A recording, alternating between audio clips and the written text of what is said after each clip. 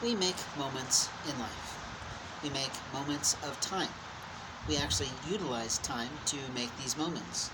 When I talk to business professionals about designing their professional time management plan, they're always amazed at how much time they really do have, despite their professional responsibilities and some of their interpersonal relationships that they have to manage for their personal life.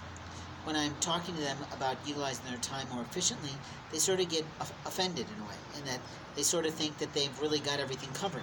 But once I start to show them how to utilize the week in a little bit more efficient manner to work harder and really smarter in a way, they sort of get what I'm talking about.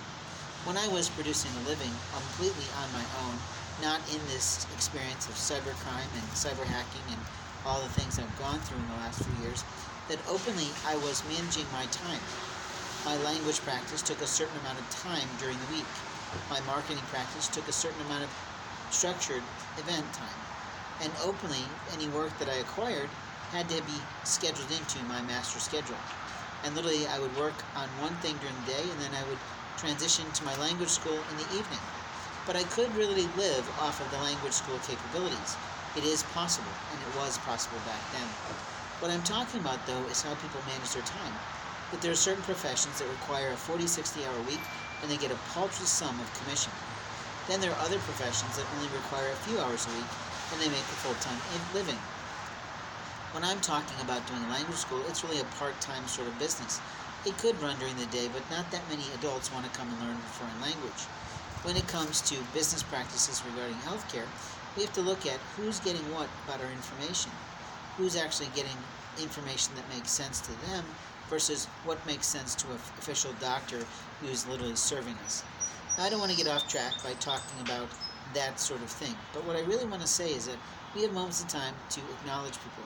We have moments of time to say something appropriate and loving, and we have moments of time to realize that in life, those moments of time are fleeting. You see, fleeting moments mean that you're no longer responsible for the things that have gifted you.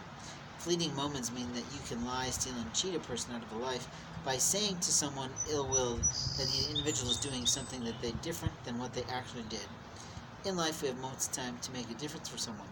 It may take me all evening to produce a new meal for tomorrow, but that's okay. I'm at least getting fed by the proper people who are in God's path. Every single person in this auditorium for literally sports athleticism and doing different tricks with football or softball or whatever the hell it is, really hasn't spent a lot of time with the Lord. They've just taken on the ministry because someone asked them to. They're literally walking to where they want to go, and they don't really think one moment about someone from those groups shopping them. You see, if they did, they would have done the right thing, which was to get rid of all of the Huskies, except for one. Literally letting something go is important, but openly letting others go is harder than hell. When I talk about the woman I love, she has tried to put me out to pasture many times. She's done a lot of illegal things, and she's done a lot of right things of recent. The Lord is not in her right now, so it doesn't make sense for me to continue to talk about that situation.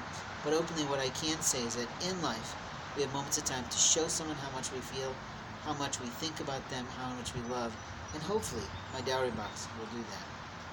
Thanks for listening.